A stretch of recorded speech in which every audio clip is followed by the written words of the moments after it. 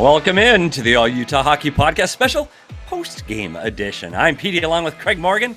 Make sure you give us a like and subscribe to the All Utah Hockey YouTube channel as the Utah Hockey Club gets a big win in Montreal in overtime with the game winner from Mikhail Sergachev as they win 3-2 on the road, completing this road trip 2-2. Craig, initial thoughts on this huge win against the Club de Hockey?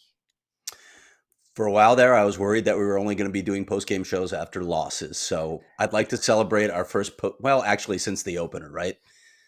When we have been in studios, we have covered losses. So it was nice to see them come back in this game and then get a win in overtime. I know he didn't get a goal, but Nick Schmaltz made a nice play to set up the game winner. And Jack McBain's on a heater, by the way, buddy. Did you see any of this coming? We'll break it all down, but the bottom line is they got to win. They're only 3 points off the playoff spot as Thanksgiving approaches. That's not bad. All things said. I think on this road trip, as we sat here before this road trip going, oh my gosh, there's a lot of difficult games on this road trip. They could be in a lot of trouble, and they come out of it with 2 wins, 4 points. They're tied with the St. Louis Blues right now, 3 points out of the last playoff spot in the Western Conference. 2 days before American Thanksgiving, and we'll talk about a lot more about that tomorrow on what that date means to the playoff chase. But this is a big win for this hockey club. And not only that, Craig, we'll get to the numbers too, but this Utah team, they didn't give up much. Like, they didn't give up a lot of chances in this game. And 42 seconds into the game, Nick Bukestad takes a penalty, and I go, oh no, here we go again with the penalties. But that's not how this game went. It was a positive game, and I'm going to do the 60-second PD breakdown. Craig, are you ready for this? We tried it last time, but there's only one goal. It's just everything in one minute or less. You ready? Let me start my clock. Hang on. It's just the goals. All right, you ready, buddy? You ready? Yeah, I'm ready. Dylan Guenther opened the scoring for the Utah Hockey Club on assist from Keller and Schmaltz 6 minutes into the first. Shortly, a minute 40. Oh, and in the second, 42. A minute 42 seconds later, Struble, defenseman from Montreal, getting his second of the year, ties the score of the third period. Alex Newhook, goal-ahead goal, less than a minute into the third period on a forecheck for the Montreal Canadiens, and in overtime. Oh, see, I'm not used to this, Craig. There's too much pressure. That's why I'm not on SportsCenter. Jack McBain ties the game 4 minutes into the period with assist from Logan Cooley and Dylan Guenther. The young guns strike again, and in overtime, Sergachev from Schmaltz and Hayton with the game winner. That was horrible. Yeah, but you did get it in inside 60 seconds. So yeah, and John Whitaker said low-key annoying. He's not wrong. But we got to go back. That started with Leah.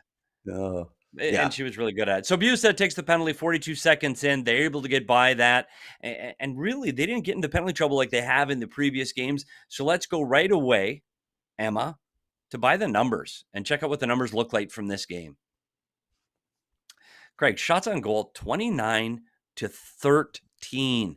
13 is the fewest shots against that this Utah team has given up the entire season. 8 shots after 2 periods. Shot attempts, 71-48. Utah just doesn't have games like that. Face-off percentage slanted a little towards the Montreal Canadiens, 57-43. And the power play, 0 for 4, which I thought Emma typed wrong, but Dylan Guenther's goal was 2 seconds after the penalty had expired, and Montreal goes 0 for 3, hits Montreal. Is that a typo, Emma? 43-14. Montreal pounding the Utah Hockey Club into the boards, but Utah wins where it counts. Craig, what do you think about this offensive output by the Utah Hockey Club? Well, I thought they were the better team most of the night, and I thought the shot attempts and possession all said that. And by the way, so does the hit count. You remember what Dave Tippett used to say about winning the hit battle. If you're winning the hit battle, it means you don't have the puck. and Utah had the puck most of the night tonight. So I liked their game most of the night. I was just wondering if they were going to be able to find the back of the net. I thought, to be honest, there were some soft calls in this game. I was Yeah. surprised that I think 3 or 4 calls in this game where I was like, really? But that's the way the officials were calling it. It seemed like they were going both ways with that. Utah just they played a good road game. I thought they got the goaltending they needed. Carell wasn't challenged that much in this game, but they got a lot of shot attempts, threw a lot of rubber at the net, and just stuck with it. Even when they fell behind, like you mentioned, they stuck with it, and they were able to get 2 really important points going into the Thanksgiving break. I know that they don't play again. I know we talk about that a lot. For those of you who don't know what that means, this goes back actually to Kenny Holland, the former GM, who did a deep dive on this and found that, the first 20 games kind of tells where you're going to be in the standings in an NHL season. And Elliot Friedman followed it up by doing multiple years of studies. He does this. He follows up every couple of years, looking at the teams that are in a playoff spot at the Thanksgiving cutoff. About 80% of them make the playoffs. Well, Utah's not in a playoff spot, but they're close enough where I look at it now and say, okay, you're 3 points back. You've stayed within range of the postseason. They're just a game under 500, Petey. And again, that's without those 2 critical defensemen that we've talked about, some tough road games. Look, I don't know how you feel about this team right now in spite of all that they've dealt with, but you got to feel okay after, basically at the quarter mark of the season. They're doing okay. They're hanging around. I think it's funny. I think it's exactly what Bill Armstrong said before the season, Craig. You're going to have those ups. You're going to have those downs. You're going to think, oh my gosh, this team can never win another game. And then they come out and play a game like tonight. And you go, wow. When you do look at these standings and you go, okay, St. Louis Blues just fired their coach, get a big coaching bump. Well, Utah's literally right there with them. I mean, they're not, Mm-hmm. no offense to our sister station at CHGO for the All City Network. Chicago's in last. Like, they're not in last. Like, this is a huge win. I think going in, especially now that you don't play until Friday, I think this is a critical win. And you talked about Vejmelka. Early in this game, Cole Caulfield, one of the leading scorers of this Montreal Canadian team, gets an opportunity on a pass across the seam. Yeah. Looks like an empty net, and it looks like Montreal's going to take the early 1-0 lead. Vejmelka just stabs it out of the air. Great glove save, moving left to right, and stones Caulfield and changes the game for me, because that now Montreal gets their confidence. But what I have to say about Veggie, and I'm going to continue to beat this drum because he's a guy I was very critical of over the last 2 seasons, is he's playing calm, steady, and in control. Like, that's a save last year. He would have slid into the third row of the right behind the glass, but he didn't. He was in control. He was calm. Huge save, changes the game. And Craig, he played every game on this road trip. Did, and that surprised me. I thought that they would go to Jackson Stauber at some point on this trip. That just tells you, I guess, both how well he's playing right now, but how confident they are that he can sustain this. And this is something that we've been talking about with Karel Vejmelka for a couple seasons now. Can he sustain this level of consistency? Right. He's been really good. Again, this is a contract year for Karel Vejmelka. He is playing for his next deal. And I'm not saying that's the only thing that's motivating him. He's got some experience under his belt. He's got a lot more work with his goalie coach, Corey Schwab.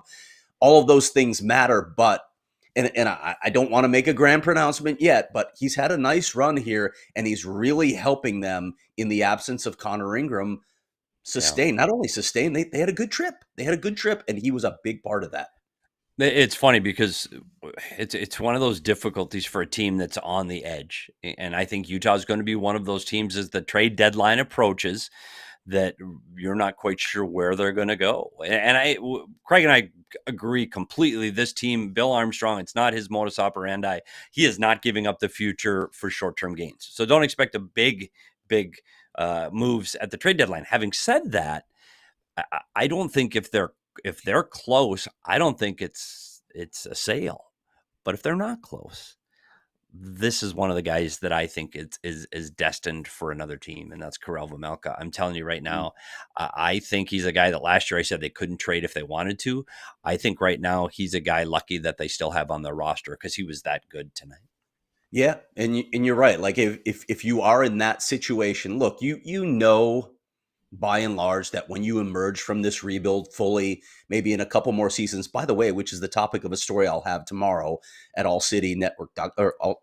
allcity.com. I'm writing about what this team is going to look like in 26, 27. I don't think Karel Vejmelka is going to be their goaltender then. I don't think he's their goalie of the future. They drafted 3 guys. So if you are out of the playoff picture at the trade deadline and you can get something for him this year, you might consider it. Again, the return on goalies isn't traditionally great Right. at the line, but if he's playing like this and a team needs a goaltender, we'll see. Yeah, I want to bring up one of the comments in the chat. Spaceman says Mav definitely takes too many penalties, but I don't think he's fully ready for the NHL anyway. Asking a lot of him, and Bell seems to think Bell's on the coaching side, and Bell wants the coaches are saying he's in our top 6, we got to play him. And Craig and I are on the management side saying, is this the best place to develop a player long term? And I thought again on his return to Quebec, and he had a lot of people in the stands. They said over 100 tickets out for Mav Lem. Good grief, he was paying to play tonight. But having said that, again, it's just those little mistakes. And hey, he's playing extremely well for a young kid in the National Hockey League. He really is. But it's the little details of the game. Penalties is one of them, and he's taking a lot of these penalties because he's just one step behind. So that's why he's taking these penalties a little bit slow, or making his decisions a little bit slow. And then these turnovers that he has are just quick decisions that he just doesn't have enough time with the puck.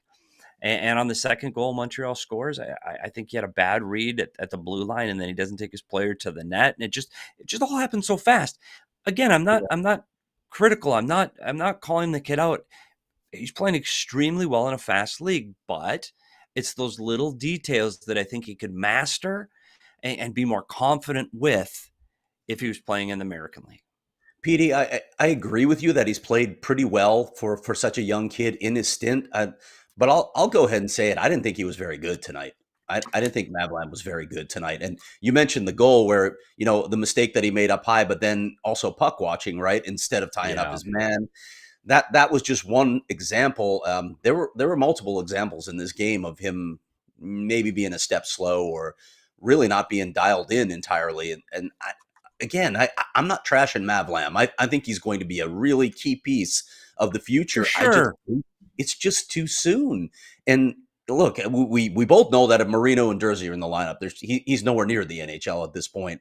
But at some point, boy, I think you got to be really careful here that you don't hurt the kid's confidence. And I think you should head back down. Like some of the guys that they're not playing, and we don't know the injury situation is with Robert Bortuzzo, who took a knee on knee tonight. So you'd hate to lose yet another defenseman, but Yusuf Alamaki is not in the lineup tonight. Kolyachonok is not playing much at all. You've got options there, and I understand that coaches play to win tonight, but at some point it feels like management has to step in and say, this isn't what's best for Maveric Lamoureux. Let's send him back down. I don't think you can wait all the way till after the All-Star break on the possibility that John Marino's back in the lineup to send Maveric Lamoureux back down. And I'll go a step further, Craig. Even if it's not to the point where you send him down, even if Bell is right that coach thinks this is the player that gives them the best chance to win, you do sit with a player like Kolyachonok and Valimaki, who played a lot of minutes in this league, to give the kid a little break and give him a little rest. Like he played the back-to-back, and then he played, this is 3 games in 4 nights for a young kid that's not used to that. So again, I'm going to preach this. Craig and I really like this kid. The future is extremely bright with Maveric Lamoureux. He is going to be an NHL player for an extremely long time. There is no fear of that. It's just you want to see him develop in the right atmosphere at the right place, so you make sure he hits the stride when this Utah Hockey Club is ready to win. I will say one more thing about this, with Mavlam, and this is part of their philosophy. When a guy does get called up, it's almost worse. You come up for 2 games and then you get sent back down to Tucson. I don't know that you gain anything from that experience. And Bill has said to me in the past that they like to give guys a taste. And this is a situation where they almost felt like they had to, but give them a lengthy taste. Okay, now we know what you need to work on. Now you're going to go back. Here's your homework. Here's your list of things to work on. So maybe that's what's happening before our eyes right now with Maveric Lamoureux. Well, we're going to get to a lot more about this game and tease a little bit of tomorrow's show right after this break. And our new sponsor, Craig, Verizon. We would like to Hey. welcome in our newest partner, Verizon. 'Tis the season to switch to Verizon. That's right. Right now, you can get a $200 Verizon gift card when you switch and purchase a select phone on select unlimited plans. So start the holidays off right with a great network and use the gift card to start checking other great tech gifts off your list, like smartwatches, tablets, headphones, and more. Also, be on the lookout very soon for ticket giveaways to Utah Hockey Club games, courtesy of Verizon for the holiday season. Switch now and get a $200 gift card only at Verizon. $200 Verizon e-gift card sent within 8 weeks, requires device payment purchase, minimum retail price of $799.99, and port in with a new smartphone line on postpaid, unlimited, plus, or unlimited ultimate plan required. Then take your new phone out to the woods, Craig, when you go camping in the snow. And don't forget your Rugged Road outdoor gear. Rugged Road is dedicated to creating innovation and durable outdoor gear for the adventurers who demand the very best. Rugged Road gear is built to accompany you on every adventure.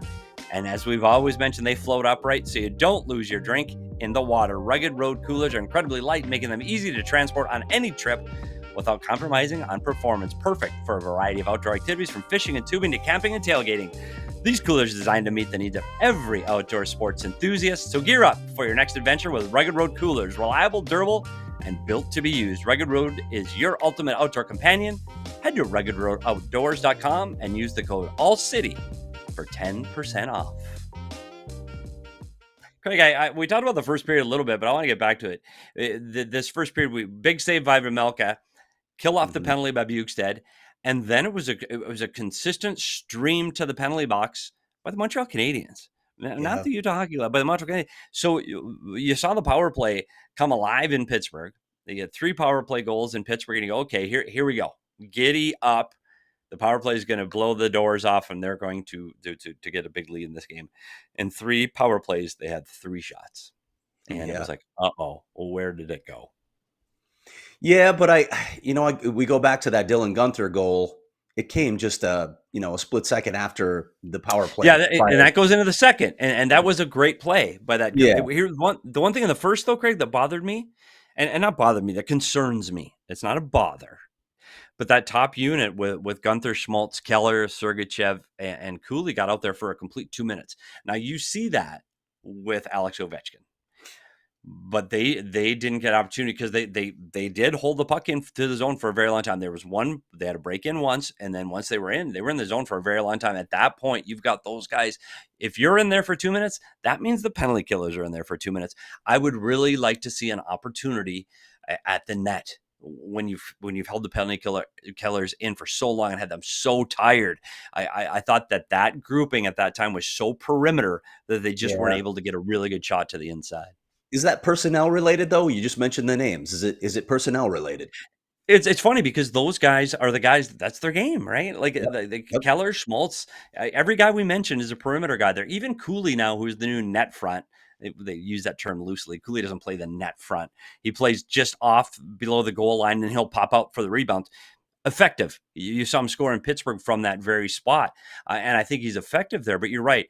Without Schmaltz creating chances in the bumper, which he can do, they're constantly looking for those plays through the seams. They've got to get the puck up top, especially my thought, to Sergachev. Let Sergachev deliver the puck, and then let Cooley and Keller and Guenther drive down, because that seam from Keller to Guenther, which they score on, great play, but it's not always available. And so to open that up, you need to get the play up top to Sergachev. So hey, this was a great week for this power play. They jumped from 30th when they took off on this road trip, and now they're 20th. So it's a huge statement that they moved so far ahead on this road trip specifically. They got goals in their last 3 games. The only game they didn't get a power play goal was Boston. So it was good. I just wanted to see more momentum out of that first period. I wanted to see something create out of that first period when they dominated the shots. Yeah, I still think, and sorry to mention my story coming tomorrow again about what this team will look like in 26-27, but I still think about some of the guys they got coming. How do you think a guy like Daniil or Danielle. We'll find out when he actually arrives and can ask him how he Yes. pronounces his name. Daniil Boot. How do you think he would look net front with that big body? I'd love to Yeah. have a guy like that and see what it looks like. Yeah, and how about Preston Patterson swap Schmaltz for McBain on that top unit? How about McBain getting a little power play love for this Utah hockey club? Hey, dude's scoring. He's second in scoring on this team right now. Not on either power play, so maybe. Exactly. All his goals are 5-on-5. And let's talk about Jack McBain for a little bit, because I remember a little while back, maybe it was last season, we were talking about him maybe not taking that step forward that Yeah. they thought he would take, especially we saw some offensive upside from him earlier in his career, and then it felt like he stalled, maybe even took a step backward. I know part of that, it's nice to get to play with that kind of skill. It helps you produce offensively, but hey, you got to do it still. It's not an automatic when you step onto a line with two skilled guys that you're going to have success and mesh with them. One of them happens to be his roommate. That doesn't hurt either, but Jack McBain he has 8 goals so far, Petey. That's a storyline that I did not expect to be talking about this season. Well, especially when you go back to 2 seasons ago, and he did show those offensive flares. He showed his ability to get to the net and create offense. And then last season, he took a step backwards. He did. His game wasn't as quick. He wasn't as fast. He wasn't getting to the net. He wasn't generating offense. I think what really helped him now, I really like him playing with these young kids. I do think that's helped him really focus and define his game, because he doesn't have to be the guy that's creating. He doesn't have to be the guy that's doing all the playmaking work. He's got the skilled guys with him. His job is easy. Get the puck to the skilled guys and then get to the net, because I know that's where the puck's coming, because Guenther and Cooley are sending the puck to the net. You know it's going. Just drive it. And on that pass, on this particular play, on this 2-on-1, the look off by Logan Cooley and his Exactly. Hey, that was elite. And we talk about players like Connor Bedard with that look-off play, and Sidney Crosby and those guys that can look at the goaltender, and everybody thinks he's shooting the puck and just give that little fake, and the puck slid across to McBain. That's a heck of a play by Cooley. But I really think McBain's coming into his own offensively, really, because he really is meshing well with his line mates. Yeah. Going back to that goal, that was just a gorgeous goal. That's why Logan Cooley's here, right? That's the kind of thing that you want to see from Logan Cooley on a nightly basis. That sort of speed, first of all, through the neutral zone to create that play, because he created a gap behind him. He had nobody on him.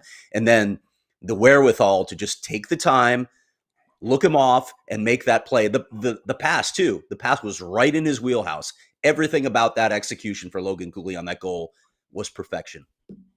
Yeah, I agree. I'm going to somebody in the chat, because I can't help this, Craig, because we hear a lot of it in Discord, in the chat. I don't know, Dexter. We're going to go with Dexter. Emma, D down, Dexter. I don't know. Least impressed? Kraus. Kraus is getting a lot of hate, Craig. He's -1, played 10 minutes of ice time, only 1 shot attempt tonight. And you look at Bukestad, his centerman, 3 shot attempts, -1, 7 minutes of ice right now. And Michelli, -1, 9 minutes of ice, 1 shot attempt, and that was blocked, wasn't even on net. So it was the whole line, really. I mean, that line is a line that when he put them back together, I said, okay, they're going to take off, because that line a season ago, they were the line when you needed a spark. That was the line that went over the boards. I thought those those 3 together, they made not only created offense, they defended extremely well. They could play physical, and that was a line that you felt safe with 200 feet. And right now, they just haven't caught on. It just hasn't happened, that either with the line or honestly with Lawson Krause. Offensively, right? We're talking offensively. Right. Yeah, offensively, it hasn't.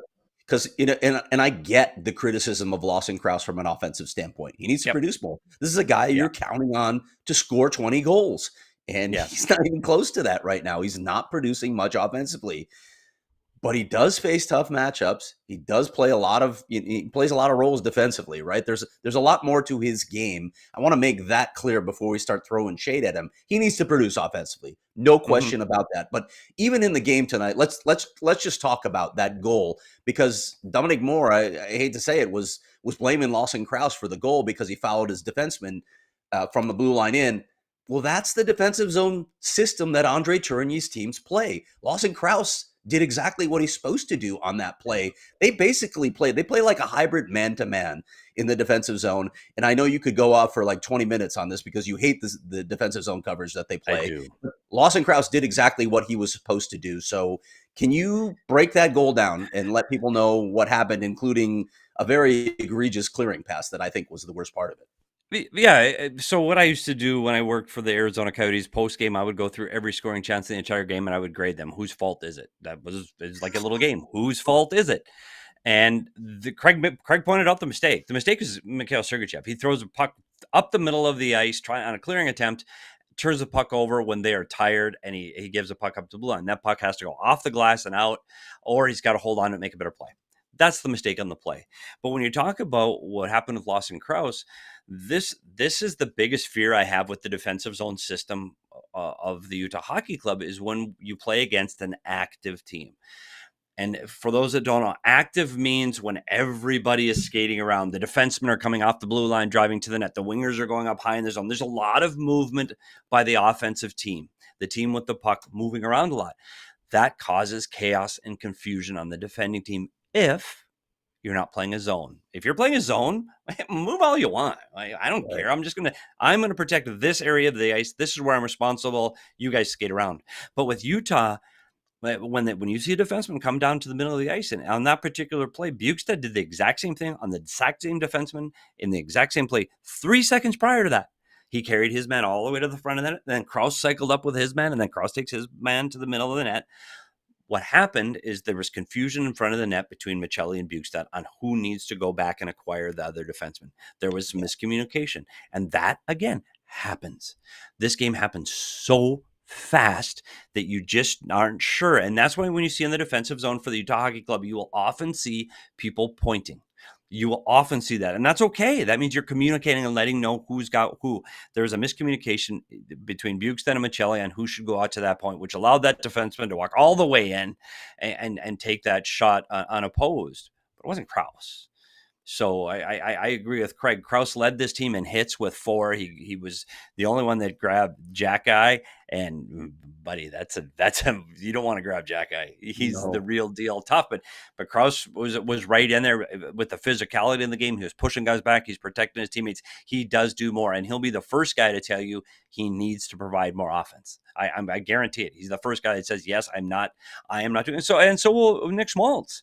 Those two guys right now, they need those guys on the scoreboard. They do. And Dylan Guenther, I tell you what, people ask me today from a different city today, Craig, about Dylan Guenther. I said, dude's real. Like, he is the real deal, works incredibly hard, and his playmaking ability is there and his shooting is there. But more so, it's his ability to play the entire sheet of ice. Yes. And his reads. He's a smart player.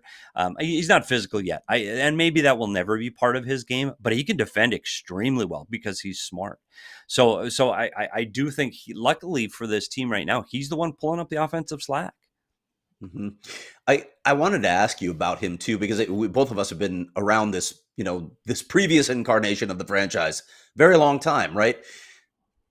The Coyotes didn't have a lot of pure goal scorers. I mean, Keith Tkachuk obviously was that. The next guy that came along really that did it over any kind of consistent basis was probably Radim Vrbata.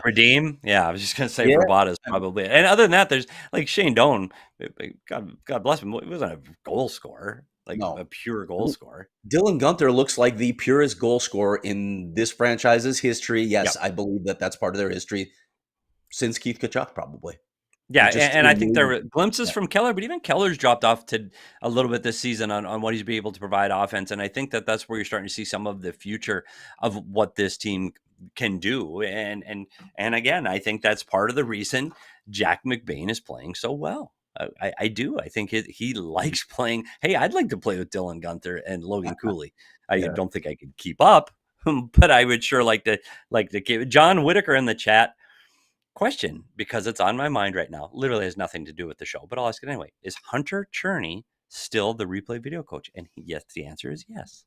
Just talked to Hunter on this trip. And the thankless job of the video coach in the National Hockey League, which I could rant about. And if you want to hear rants, just tune into some of my other shows because I will do that. And right after McBain scored, Craig, I want to kind of in the path of the game, a huge save Another huge save by Veggie with under a minute to go in this game saves the game. And I know he didn't have a lot of work. We talked about 13 saves is all, 13 shots on goal. He had 11 saves. But of those 11, there were two key ones. It was the one in the first period by Caulfield, and it's the one with 47 seconds left in the blue paint that you go, oh my gosh, this game's, I said to Emma, we were on before the show, and I said, this is over. They're going to score right here. And unbelievable save. So he was able to get this and push this into overtime. Goalie hits the post. And let's talk about the game winner with Mikhail Sergachev. And we talked about, is he adding enough to this team right now for the price they had to give up for Mikhail Sergachev? Thoughts on where he is, not just this game, but where you've seen Sergachev this season? Well, we talked about the mistake he made on the bad clearing pass, the soft pass up the slot. So you can't have that happen. But I always felt like from a minute standpoint, from a matchup standpoint, all that stuff, he was giving them what they wanted. We needed to see more from him offensively. Lately, he's been giving them the offense as well. So I got to believe, I haven't checked in on this particular topic recently, but I got to believe they're pretty happy with what they're getting from Mikhail Sergachev right now. I think he's been really good. And man, when you think about what they're lacking on the blue line right now, Petey, where is this team without this guy? Imagine if they don't make the trade and you don't have him right now with the guys you've got out of the lineup. He's logging. I think he has the fifth most minutes time on ice of any defenseman in the league, fourth or fifth coming into this game tonight. So he's logging heavy minutes. They're hard minutes, and he's giving them stuff at every end of the ice right now. I think he's been pretty good for them recently. Yeah, bring up his ice time too. When Bortuzzo left the game, when he took that penalty on the knee on knee, and again did not return, and there was no update on his condition as of right now. We'll follow up on that on tomorrow's 5:00 show.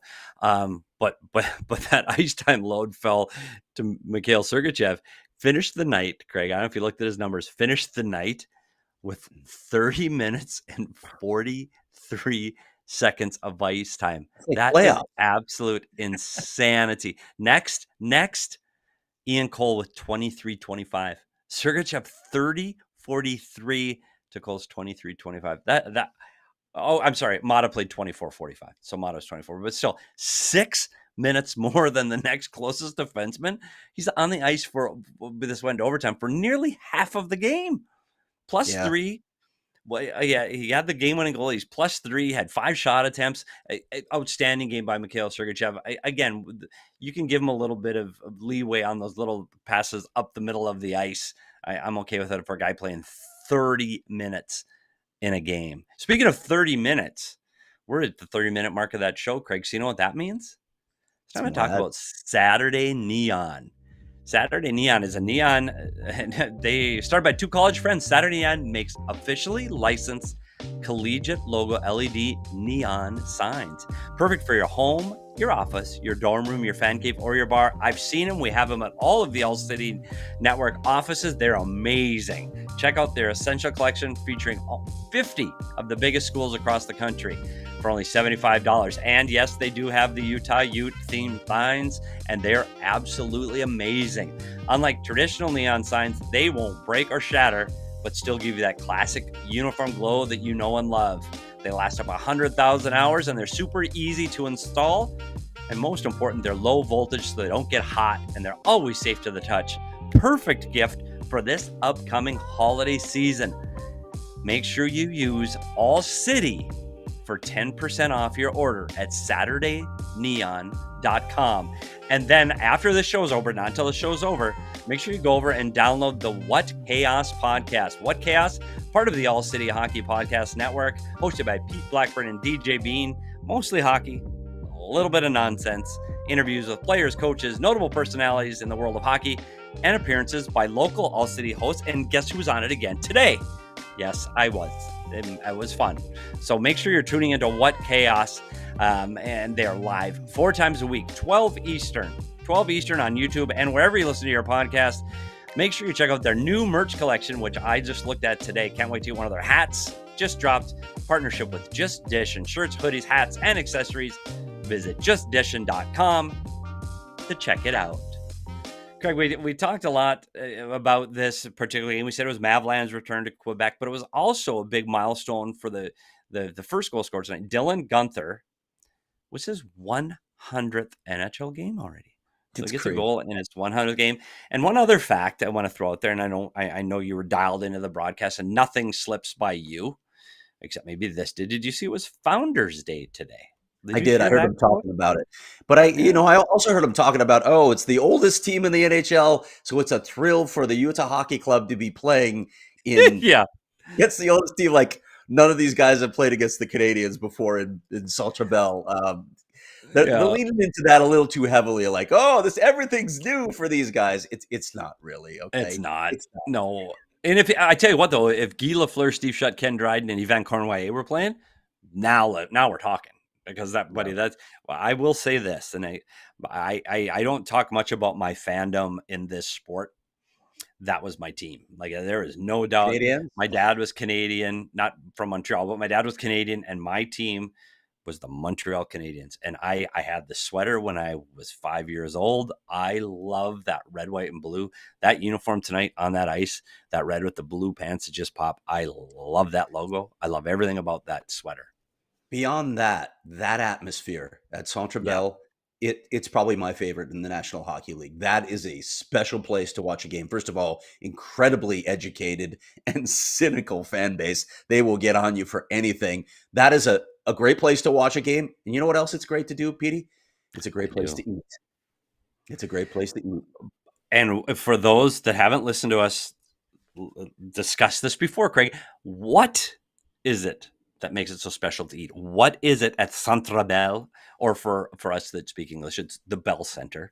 Yeah. Um, It's the hot what dog. is it there to eat? Hot It's dog? the hot You're dogs, kidding. which, a lot of us call them Chien Chaud. Harpun Basu, Shane our Show. good friend from The Athletic, told me, you realize, Craig, nobody here calls them that. They don't Nobody call them uses Shane Show? they just call them hot dogs, Craig. It's They okay to call do? them hot dogs. Yes. But they serve in the media room, they serve these hot dogs. And in the dog itself, it's good, but it's all about the bun. It's deep fried, soaked in I don't know what, that's incredibly unhealthy for me, but Yes. you can't help but eat more than one of those hot dogs. You cannot bring them out onto the media bridge into the press box to watch a game. You will be stopped, borderline assaulted by security if you try to bring a hot dog out to the press box. But you can eat 20 of those in the media dining room, and I have seen guys get close to that number sometimes. Well, and Craig gave you the press side of it. I'll give you the hockey side of it, because at post games now, hey, well, this is a time for another show, but post games used to be all about the pizza. It just was. Every player in the National Hockey League post game, every city was pizza. Not anymore, because everybody's got their protein shakes and trying to eat healthy. I'm not, but everybody else is. But one city where you get to break the rules is Montreal, because when the third period gets going, somebody brings down, I don't know Come on, who's John. responsible, Come but they on, bring catch down up. boxes of hot dogs. And when Craig says it's a bun, it's not a bun. It's Texas toast grilled with a light, buttery, crispy layer of goodness. And they bring down boxes of that to the locker room. And these players are like 5-year-olds. Like they've never eaten before in their lives. And it is hilarious to watch these guys that could literally eat anything they want, anytime they want. And they're sitting there putting all their condiments over these horrible, and the meat stinks. It's bad. I mean, it's not even just, it's barely acceptable. The bread makes it special, but it's about where you're eating it. It's about the history of doing it. Every player that's ever been down there has done the exact same thing as you. And I think my record's 4, but I might have done 4, but I regretted it on the ride from the arena to the airport. Definitely. Yeah, that's the thing. I think I broke your record, Petey. But do you remember when we covered the draft there and they ran out of the buns? I did not go to the draft, Craig. Sorry. Appreciate you thinking. Were you not there in Montreal? You weren't there with me. Oh, Okay. no. My memory. No. Well, they ran out of the buns. They ran out of the buns at the draft. They still had the dogs, but they ran out of the buns. So they're serving on regular buns. And people are like, what's the point? What's the point? And there really wasn't. And that's when you find out. You were actually right. That's when you found out the quality of the meat, when you tasted it on a regular bun. Yeah, it was not outstanding. Well, no. Craig, we're going to have Emma, make sure Emma hasn't fallen asleep yet. By the way, Emma is, what, I don't know, she's 26 maybe? Emma, how old are you? I'm 23, PD. 26. I don't know. What the hell? I don't know. I did not age 6 years in this company. I aged 3, but not 6. Emma sounded genuinely insulted that you said she was 26. Give me that. Throw that at me. I could have gone anywhere between 22 and 28, and I just went with 26. I did. I don't even know how old my own kid is, so she can't be offended at that. But before the show started, she said it's past her bedtime, and Craig and I legit it is past our bedtime. But I want to make sure Emma was still awake when I threw up the upcoming schedule graphic, because they get a couple days to relax. Not really, because now they have to fly back from Montreal to Utah, and that's going to take a very long time until they land at home, and they will get Thanksgiving Day off. I don't know if they'll skate that day. I would doubt it. I would guess Friday morning will be a morning skate. But having said that, Friday, Saturday, back to back at home against the Edmonton Oilers, then get on a plane, head to Vegas to play the Vegas Golden Knights, and then come right back to play the Dallas Stars. Yeesh. What? That's Edmonton, a brutal 3-4. Vegas, Dallas. Brutal. They come out of 2. They go 2-2 on this road trip, and then they play some of the best teams in the Western Conference to really see where they rate. And I'll tell you what, this Utah team plays up to their competition.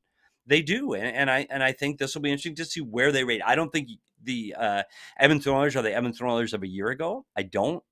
I think of these 3 teams right now, I really, really, really like Dallas, like a lot. I think this team is built to win in the Western Conference right now, but Vegas is right there. So if you want to see where the Utah Hockey Club ranks inside, not just the Central Division, but in the Western Conference, I think these are 3 games that we'll finally see what they're made of.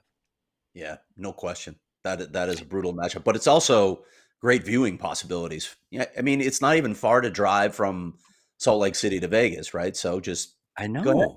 If you want to take in all 3, make the effort. Come on. Craig, a side note, I will say this. I've talked a lot about Montreal, and the atmosphere in Montreal is great. The best place to watch a game in the National Hockey League, my opinion, is Vegas. Not even close. Like that atmosphere. It's a show. It's not pure hockey. Like Montreal is an educated fan base. There's history. It's eye-opening, just stunning being in that arena. You go to Vegas and you might as well be on a show at the Strip. It is that impressive. It is loud, and there's a lot going on. So if you do get the opportunity to drive down from Salt Lake down to Vegas, absolutely take that in to root on this Utah Hockey Club down in Vegas. Craig, we got a show again tomorrow. Back-to-back shows by the All Utah Hockey Podcast. By the way, make sure you hit the like on this video and subscribe to the All Utah Hockey YouTube channel. Please make sure you subscribe wherever you get your podcast, and give us a big thumbs up. But Craig, you do write stories. You've talked about one you've got coming up. Do you got anything else coming up in the near future prior to this big American Thanksgiving?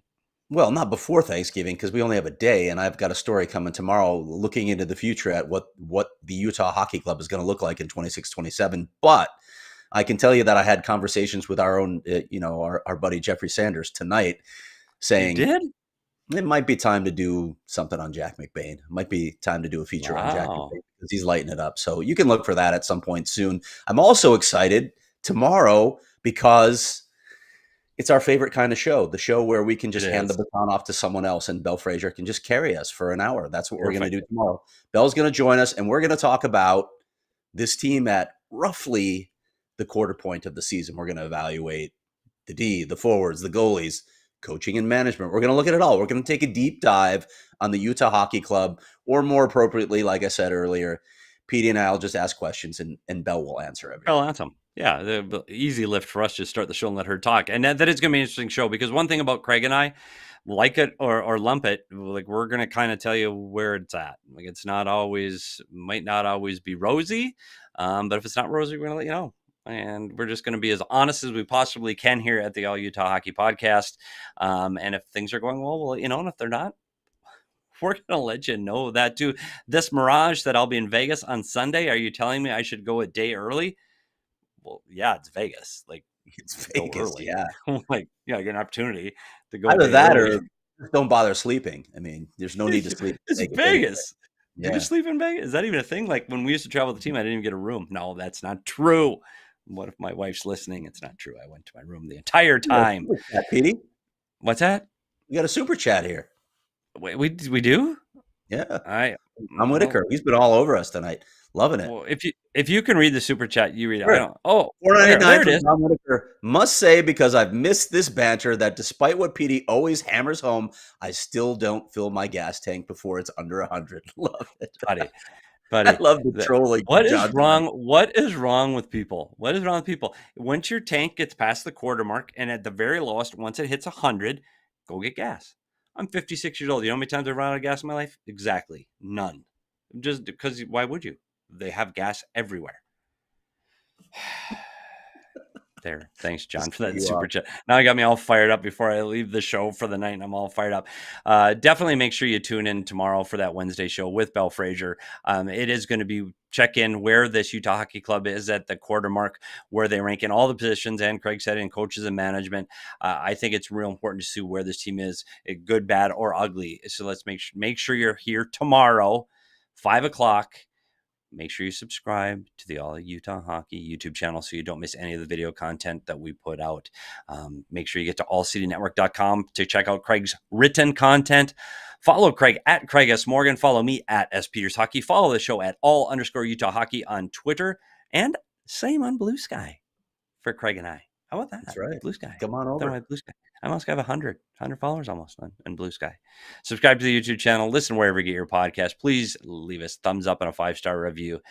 This was a fun one. Utah wins this one in overtime over Montreal 3-2 on a big overtime winner with Mikhail Sergachev getting a 6th of the season. Oh, exciting way to end their last game prior to Thanksgiving. We'll see everybody back here tomorrow. For Craig and Emma, I'm Petey, and we'll see you next time. We all silly like the mayor.